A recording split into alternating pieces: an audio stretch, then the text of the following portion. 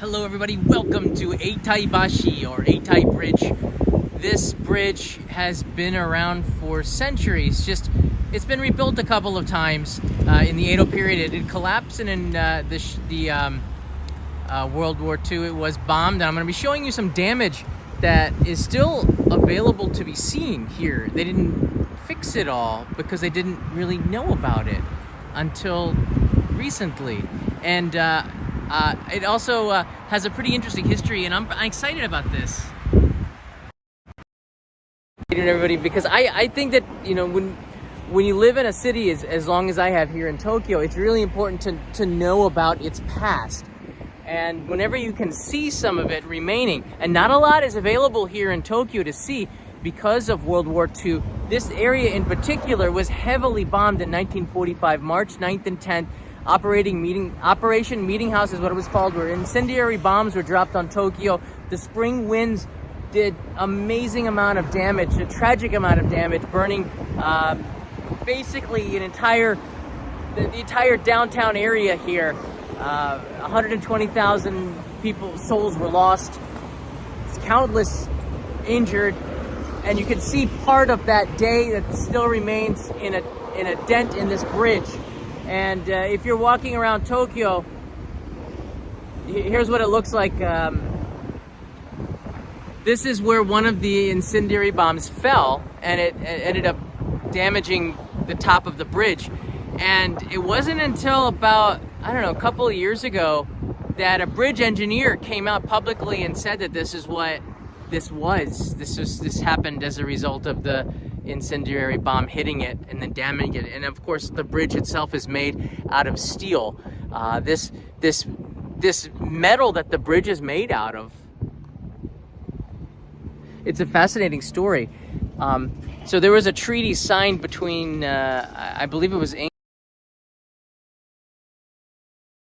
This goes back to like the 1920s, and that treaty stated that Japan couldn't have more ships than the United States and England. I think the ratio was like 5 to 3, Japan having 3 battleships for every 5 of the United States. And Japan signed this treaty. So with all of that steel that they had, the metal left over, they decided to create this bridge here, which makes it one of the strongest bridges that I know of. I'm sure that some of the other bridges have alloys and all this other stuff here, but it's made with battleship steel because Japan stopped making battleships for a period in the 1920s. The reason why they did that was because in the Great Kanto earthquake of 1923, the bridge was destroyed. In the Edo period, the bridge collapsed because of the weight of the people going to celebrate a festival at a shrine here in Manzen Nakacho. A lot of people died when the bridge collapsed because it was heavily populated. In fact, I have some pictures here to show you. Here's a historical picture of what the bridge, the Edo era bridge, looked like. You can see the people just spilling into the river. Most of those souls were lost as a result of that. Very tragic event. This is what the bridge looked like during the Edo period from a woodblock print. It was a basic bridge. You went up and down over the rivers, and it was wide enough underneath to allow the ships of the era to go through there. Now fast forward to the Great Kanto earthquake. Bridge also collapsed. When they made it in the mid-1920s, they wanted to make sure that it would last forever. You can see here the construction going on of the bridge in the 1920s here. There's the trolley car that goes across the bridge towards Manzen Nakacho. You can see the old bridge on the right side there. It's just fascinating when you see the history behind this bridge. You have a greater appreciation for it, where it came from and why. Let me see if I can find another image here for you. Yeah, here's one of the bridge being built. The workers going over it, laying down the tracks as well for the train to go across, and then traffic to go on the left and the right of it. I guess there weren't a lot of cars back then. This is more in the 1950s. There were a lot more cars. And you can see the train going across the center of it. No longer is it there, but you can see now when I show you the bridge again, you're going to be able to really notice where that was. And then this last photo here I want to show you is the bridge. The opening of the bridge was with a Shinto ritual where they blessed the bridge and gave it a lot of charm, spiritual charm, because it had collapsed or burned and had been destroyed so many times in the last couple of centuries, which is 2 times. That's enough. These Shinto priests did it. I think this was 1925? 1925?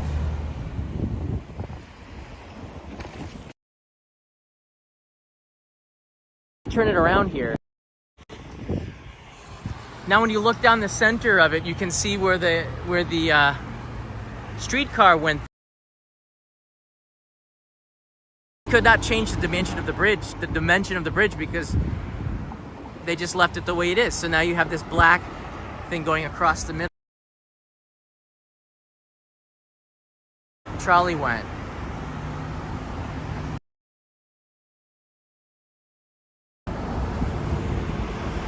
Interesting, isn't it? So I want to show you here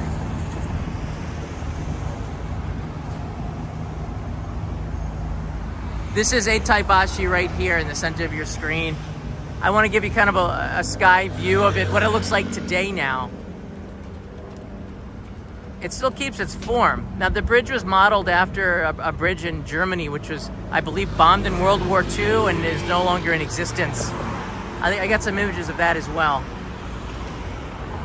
Taibashi, one of the iconic bridges going over the river of Tokyo, Sumida River here in Tokyo, the main river. There are a lot of other really significant bridges that go across. I mean, all the major cities in the world have major bridges like this. London Bridge, Tower Bridge in London. You have bridges going over in Washington, D.C., New York. All of it is very historic when you know the history behind it. It's more than a bridge. And then I'm going to try to take you over here to take a look at, see if we can find that war damage here. Here's the bridge from the other side.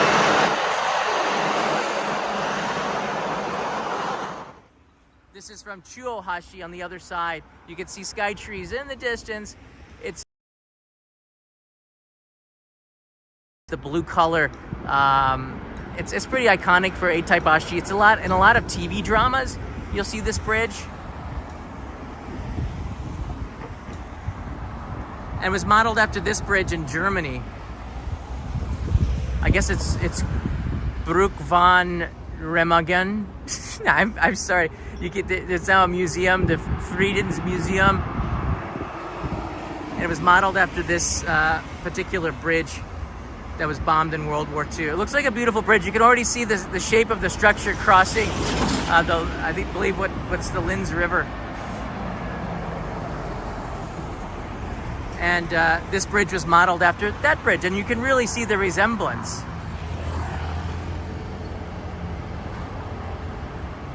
Gonna work it here.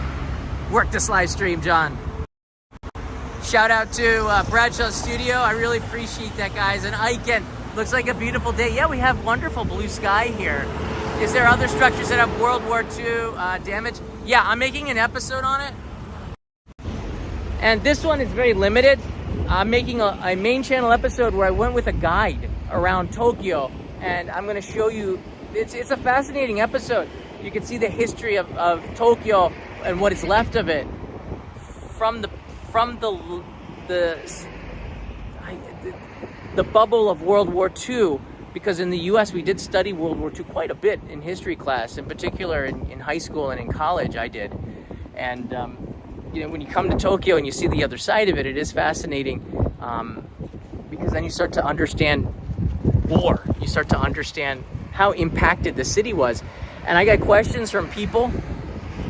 Why there are no old structures in Tokyo. The answer is a lot of it was just gone from World War II. And this is what we're looking for here on the right side.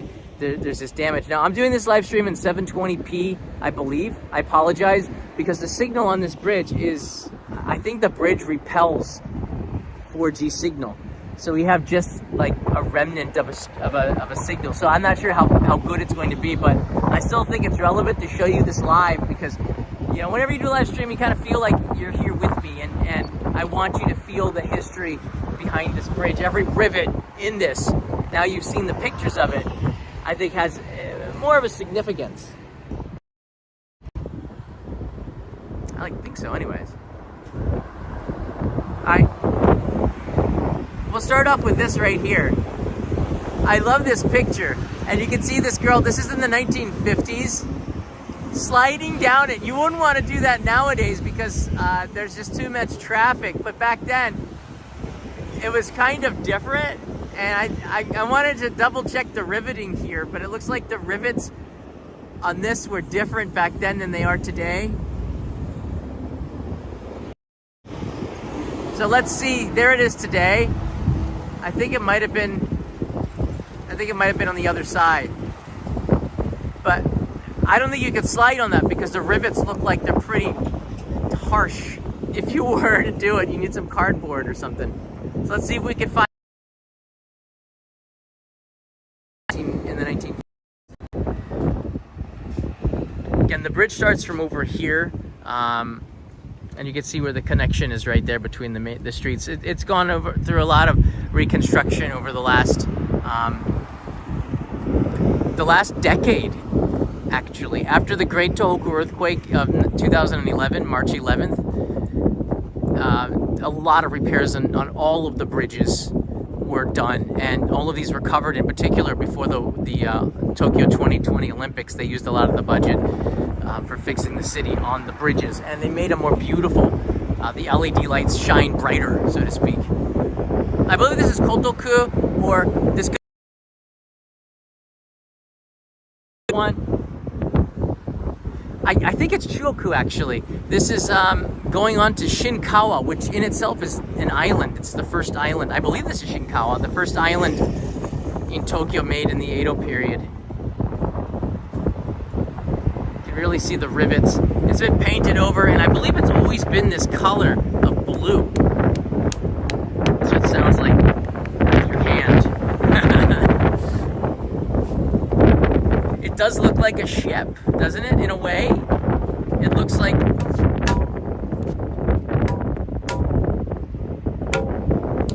You can hear it. The Doolittle raid was not in Germany, it was here in 1942. All you have to do is watch Pearl Harbor, the movie with Ben Affleck, to figure that out. Oh, I can't believe. Alright, it's not quite as strong here. Doolittle raid was a pretty dangerous feat. They launched off of the Hornet, I believe, in the Pacific, with the were they B-17s, B-19s? I sometimes lose track of the number. Off of the aircraft carrier, they made the run knowing that they wouldn't be able to return. Brave man. And I could see those planes in Honolulu at the Pearl Harbor Museum, which I thought was fascinating. I have some pictures of it too, which will be in the documentary. All right, I don't know, I'm hoping that the signal holds out, but if you look at the picture on the left, that you can see up above in the rafters up there that holds it together. In the middle, we'll be able to see that particular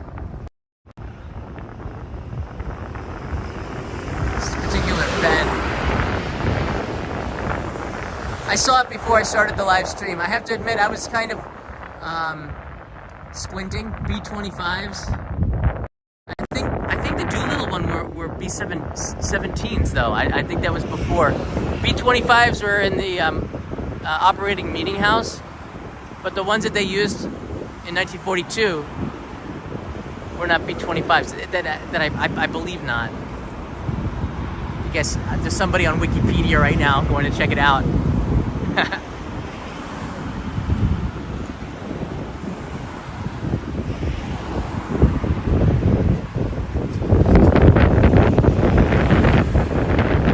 I'm pretty sure I saw it. I know I saw it before I started the live stream. Maybe I went over it?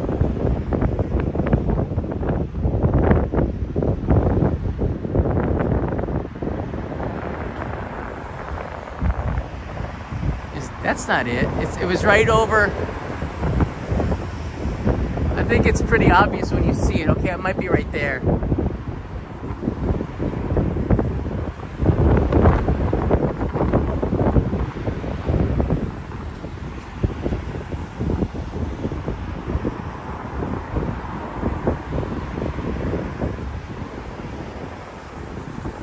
How did I miss it?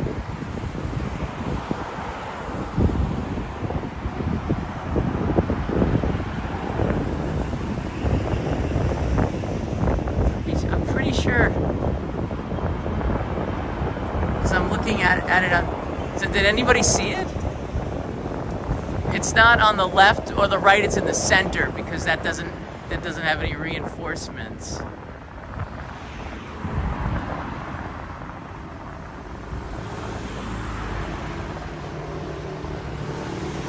What? I lost it? I did not lose it. What? I think it's really bright for me. I think you can see it a little bit.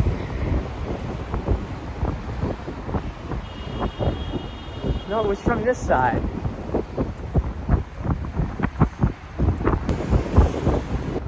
They wondered where that damage came from.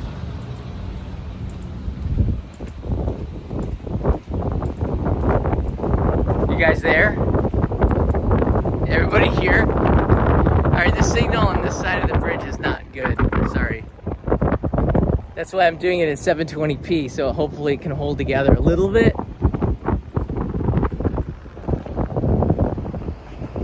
You guys here? Anybody here? Yeah, the signal is not too good in the center. I don't know why, but I was able to find. It's just up there.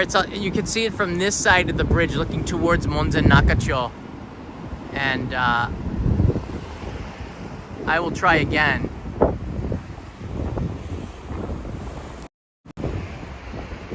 So were you able to see it?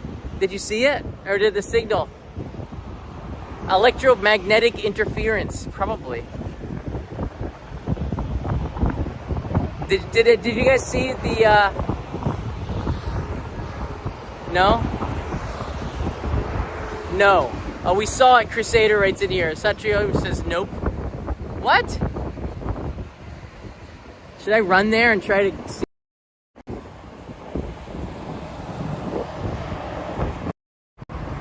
Alright, I'm gonna try again. If the signal buffering, I'm going to escape. But I don't think that girl in the 1956 picture slid on either side, or they've done some work to it that made it different, because there's rivets on it now. Yeah, I don't think that exists anymore. The signal shielding, I don't know what it is. Maybe there's some sort of weird interference going on here. Let me see if from this point, if I can see. Okay, I can see it from here. Or I can see it from here. Do you see underneath the signal there? There's there's bending right here, right there, right in the center of your screen. That's it. Sorry, it's shaky.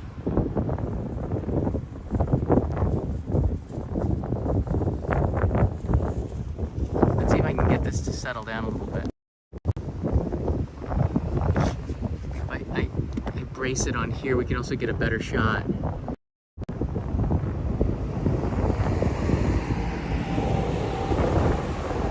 So that's it right there in the center of your screen. Hopefully you can see this a little bit better. But that's where the incendiary bomb from 1945, March 9th and 10th hit the bridge, damaging it on the top there, and that damage is still here today. It's one of the few things from the World War II, reminders of what happened that day.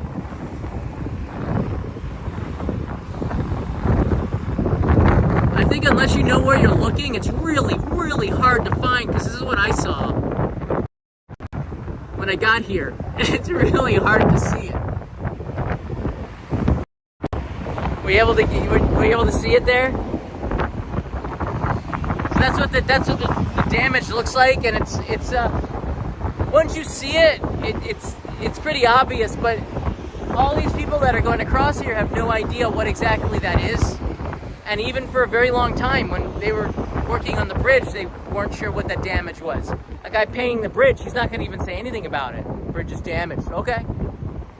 But it was a bridge engineer who caught this, and it wasn't until recently that he made it public. And I was like, wow, really? So this bridge was damaged in World War II, and this is one of the few bridges that are still here. Like one of the few things that is still here, because again, in the firebombing of 1945, after World War II, all of this is just gone. This is just completely flattened, the entire area on this side of the bridge, on this side of the city. From Skuda, from right here, this island, and this way, it was mostly okay. But everything on this side here was just completely flattened up to Asakusa and Ueno.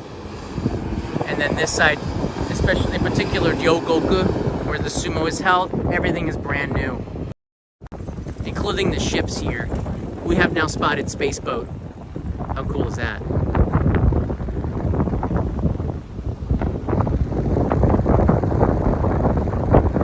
Yeah, Nightshade Giggle, this was before all of our times, except for maybe a very few people that are over the age of 80.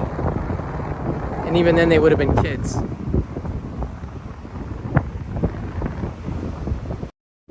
But it is very cool that the history still remains. And like you really have to look for it. And I kind of spent the spring researching the war here in Tokyo, and have been spending time with people over the age of 80 at the Tokyo Raids and Firebombing Museum. The curator Yoshida-san has been helping me out, giving me some access to things to make a documentary on this, and it's just fascinating. There's also a documentary called Paper City, which is playing in theaters around here, select theaters, which is a fascinating look. What I'm going to do is a little bit different style,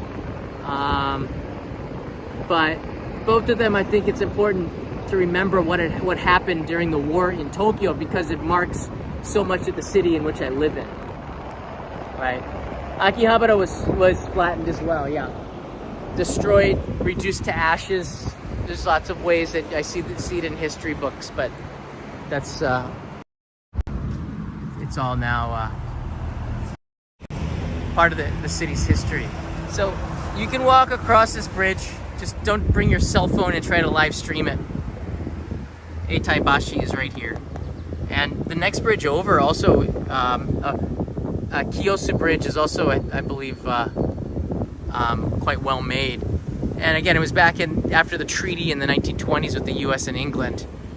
I guess Japan really needed oil, so they made this treaty, because the U.S. and one of the reasons for World War II is because of the sanctions that the West had in place on Japan were really harsh. So Japan said, we're going to go our own way. But in hindsight, they went south to Indonesia and the Philippines and the islands looking for resources. If they had gone north to Sakhalin, which is much, much closer and easier to get, and they'd won in the Japanese-Russo War, they would have found more oil than they needed. But they went the wrong way. I'm laughing now because it's kind of humorous, but if Japan had gone north instead of south to look for oil, they went for oil that they knew about, not oil that they later learned about. But Sakhalin, which is now under Russian control, wrongfully given to them in World War II at the end as a concession to stop the Soviet Union from entering the war against Japan, which is one of the reasons why a lot of people say that World War II ended. There's going to be a lot of debate with historians, but it wasn't the atomic bomb, so to speak. It was the fact that Russia was going to join the war and Japan was already decimated. It made a lot of sense to surrender to the United States instead of to the United States and Russia. It's interesting. We don't look enough back at World War II, I think. But if you're a fan of Ian Toll or some of the books that he's written, they go in an extraordinary amount of detail, and it brings, it connects the U.S. and Japan in that conflict, and from that came an amazing friendship, which we see today, which in itself is so amazing, I think, when you see the history behind it all. Yeah, I think historically, I'm not going to talk about how other countries that are neighboring Japan feel, but as long as people are still alive from that era, I can understand why there would be some really tough feelings about it. But there comes a part in life where you have to move on from that. And one of the biggest issues that I have is that Japan, I shouldn't say that, Tokyo, and this is not my opinion, these are the opinions of people that I've been talking to. There's a feeling that Tokyo was so focused on moving on to the future that they completely wanted to forget about the past. Meaning, what had happened as a result of the firebombing, it killed what is said to be 120,000 people, whose names are in a shrine in Ryogoku that I went to a few months ago. And that's all a result of a select few in the military that made really poor decisions and let it happen.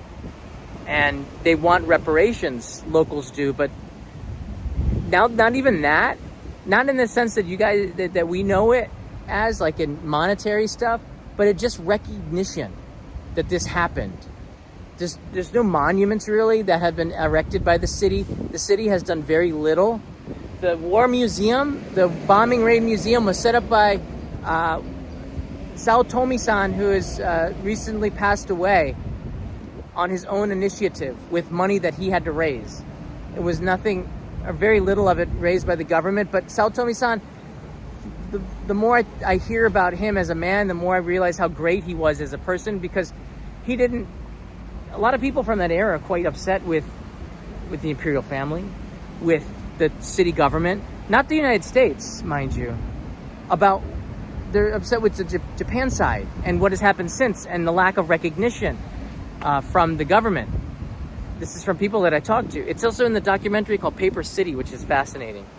And even to this day, when I went on March 10th and the imperial family came to pay their respects, there were a lot of sour faces. You could see people's faces. I'm not going to talk about it in my episode because I don't think it's such a positive thing, but it's a true thing. A lot of people feel really sore about it, the generation in particular that was here, and the children that had to live with it. And a lot of them were kids at the time, 6, 7, 8 years old, that are still alive today. Most of them that were in this were traumatized as a result of it, didn't want to talk about it. I talked with a professor. She's a veterinarian, retired now, but she was 6 years old when it happened. And she remembers so much of it because it's one of those events in your lives that you never forget. But it had such a negative impact on her. It depressed her. It really changed her life until she hit around 60 years old. She didn't even want to talk about it. But by talking about it, she was able to overcome it. And now she talked to me about her story in an interview I did yesterday. And that's one of the reasons why I wanted to bring you, because I'm still emotionally impacted by what I saw, what I heard, and what I saw at the museum. It's trauma. And she told me that a lot of the people her age that are still alive were kids. The oldest person that I interviewed was 16 at the time. He's now 94.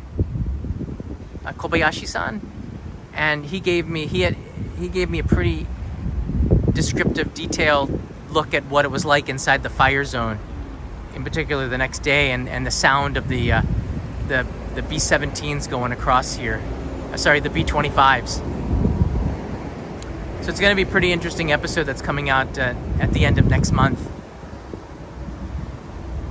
But you can still see the war damage right in the center.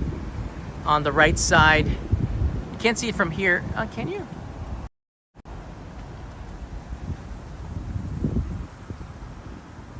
I can't see it from there.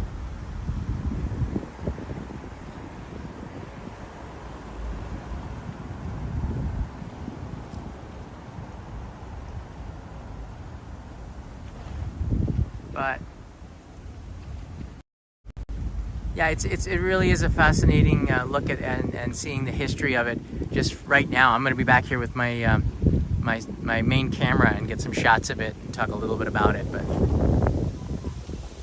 there you go. Any questions? Looking at the chat now.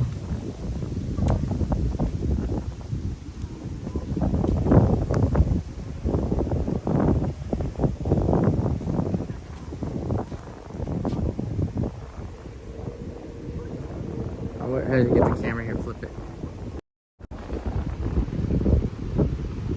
Any questions about Taibashi?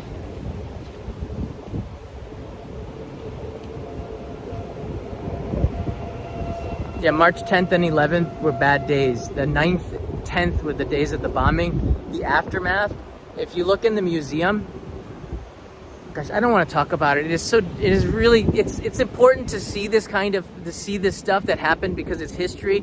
But I just, one of the reasons I want to make that episode is because all those souls were lost and they need to be remembered.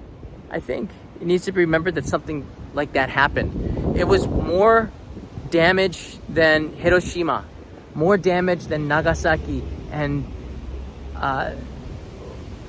what happened with those bombs impacted people for the rest of their lives. In fact, it impacted multiple generations of people because of the radiation.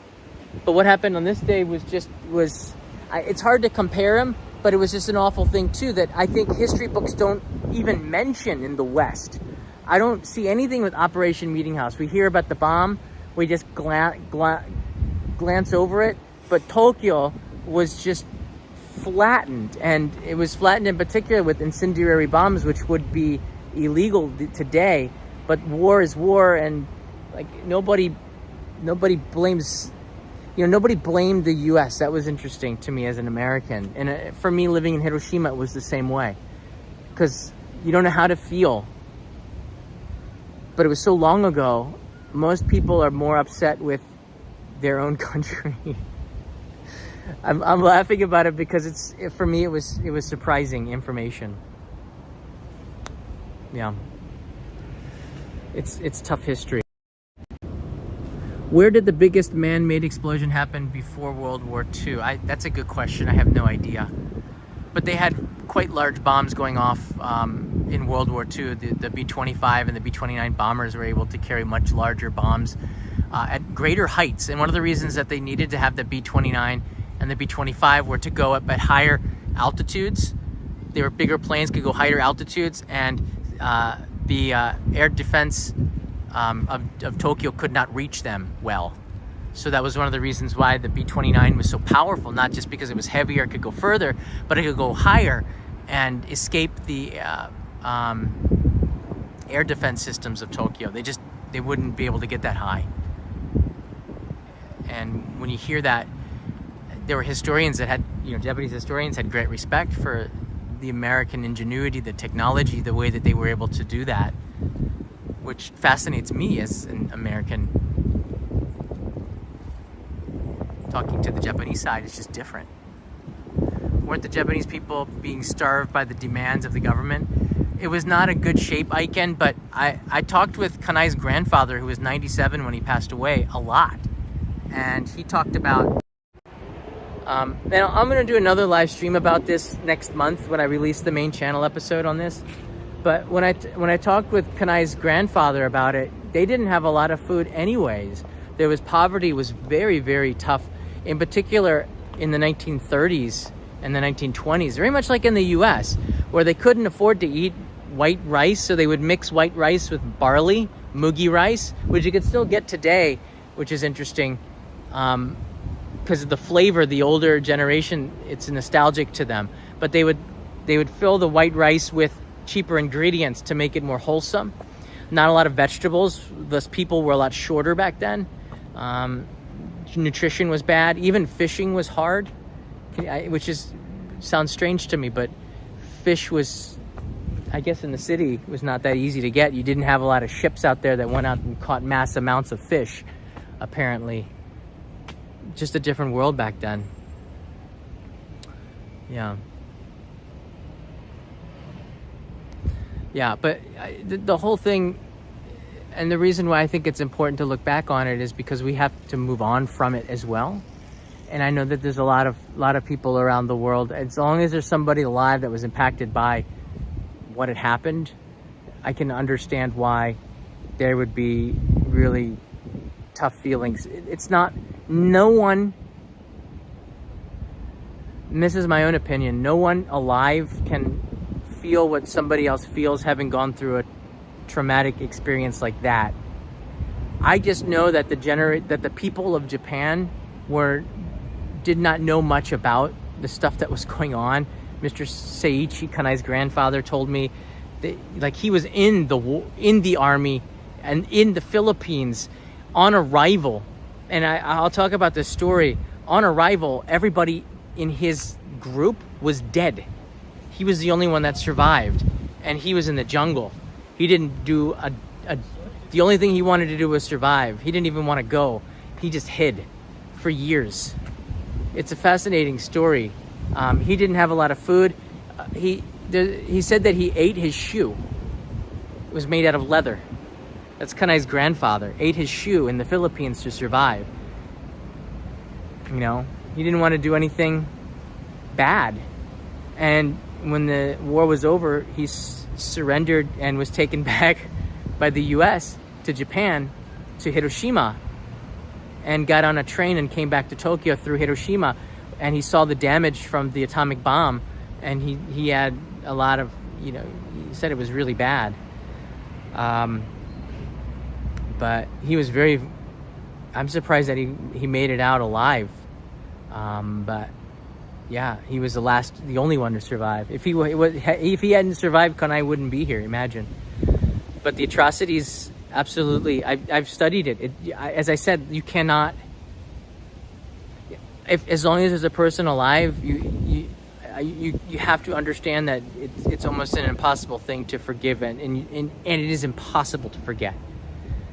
But the people did not know exactly what was going on here, and I in the end, it was blamed on a few people who made some really awful decisions.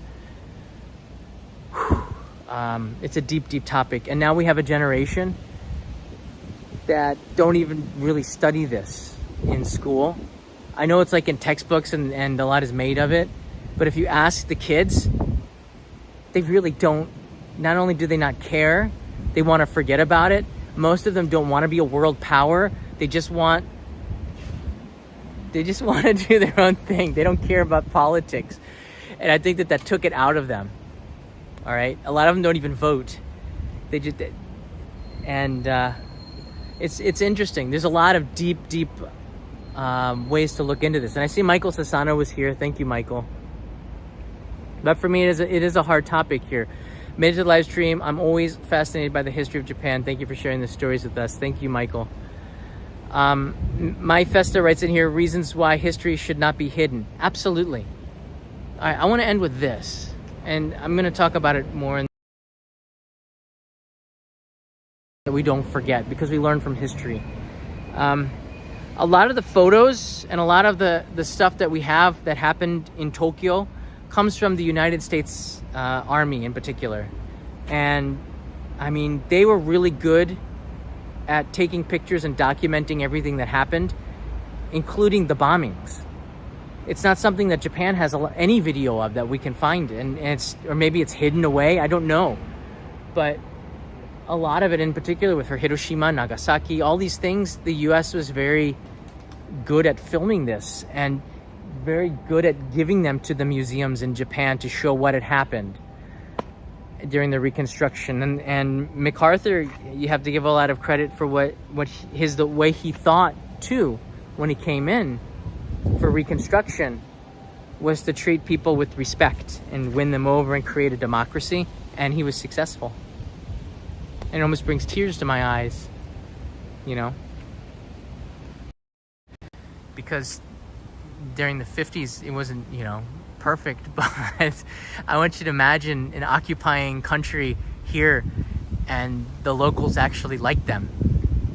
Of course, there were like fights and stuff. I mean, it's Marines and people. but they're very generous and very kind, and there were stories. I remember my grandfather, my great uncle telling a story about him giving an egg. He was stationed in Hokkaido. He gave an egg to a kid, and he'd never seen anybody so grateful for just one egg. And I heard stories from yesterday about how valuable eggs were after World War II. It was like gold to people to get a fresh egg. And when my great uncle did it to him, that left the biggest impact, the expression on that Japanese kid's face. Just for him giving an egg to a kid, you know. I don't know. It's a pretty emotional topic for me after you've studied this and you've read it. I'm no professional. I'm not like a master on this topic, but the more I read about it, the more fascinating it is, and the more I respect the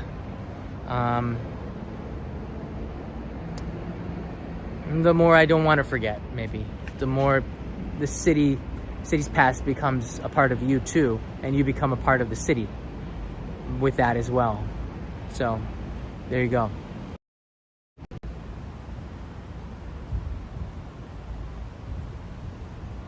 Did you ever leave from the last time, or did you just go to Japan? Oh, you're talking to peso now, all right.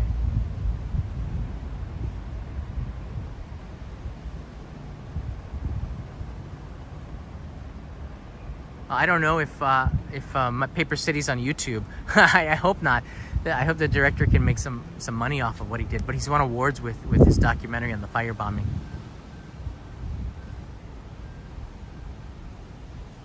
Yeah. But the bottom line, they don't teach in the West about operating Meeting House and what had happened here on March 11th, March 9th and 10th, and I will in the main channel episode. And I'll do it. It's not a political video. I just want you to know and see the remains of World War II in Tokyo, and why there are no old buildings in this city, why it was just completely wiped out, and why it's a new. One of the things about Tokyo is that it's just a new city. And with the 1964 Olympics, Tokyo no longer wanted to talk about the past. Tokyo, even to this day, does not want to talk about the past. Tokyo wants to focus on the future, which is a very good thing, but it's a very bad thing because there are still people here from the past, and who don't feel like they've put it in the past. You know, they just want to be recognized, and that's a whole different thing. And I think Paper City, the documentary, does a great job of looking into both sides of it. But I won't be getting into that because I'm not a apologist. I don't think that people are not looking for an apology. People are just looking for recognition. They're not even looking for money or reparations for losing businesses and all this stuff. Most people just want to be recognized, and they want their loved ones to be remembered. And it's all private right now, meaning private organizations are doing it. Nothing is done by the city of Tokyo. And that's a little sad. But I'm not a politician. I don't know that much about it other than what people are telling me. And then I hope that in the next couple of weeks as I make this episode, I'm going to learn a lot more. So if you're in Tokyo, come and stop by Taibashi. Now that you know a little bit of the history of it, I think you'll appreciate it a little bit more. It is it's a battle. Basically, this bridge is a battleship. This is the steel that would have been made into a battleship that is now a bridge, and one of the strongest ones that had no damage during the Great Tohoku earthquake. 14 years ago now. Pretty incredible. Thanks for watching, everybody. That was a lot longer. When you start to talk about feelings and stuff like that, it can turn into a little bit longer of a live stream. But I'll see you in another one tomorrow. Me and Peter are planning to be in Ikebukuro, so it's planning. So you might want to go over in that area and stop by. I'll try to give you as much of a heads up before we start, so you can get a You Found Me card if you're in the city. Bye, everybody.